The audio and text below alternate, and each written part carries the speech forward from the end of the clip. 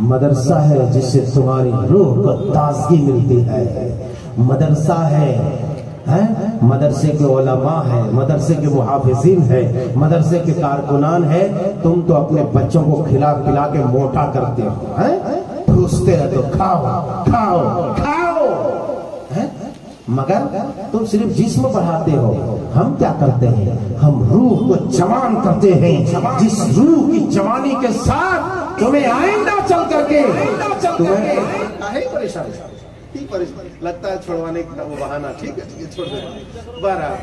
बहरहाल मैं ये कह रहा हूं कि रूह को हम जवान करते हैं। क्या करते हैं?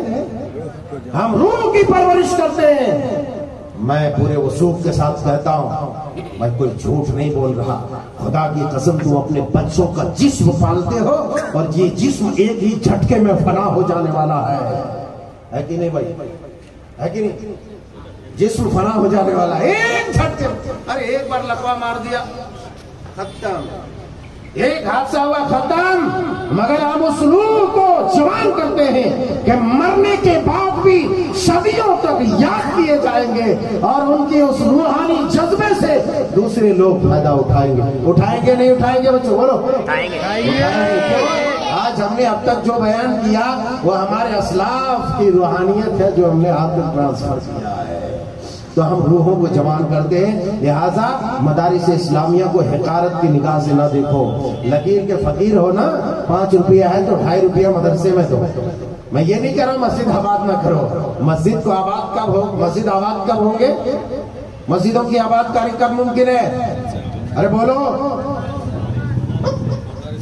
थक गया। कब मुमकिन है? अरे सब अनपढ़ गवार अंग्रेज बनेगा, अंग्रेजों की गुलामी अमेरिका और लंदन में जाकर के करेगा तो मस्जिदों को आबाद करेगा? मत मारी गई, अकल मारी गई।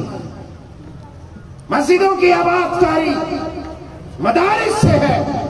खुदा की कसम मदारिस बंद कर दो, 4 साल नहीं लगेगा।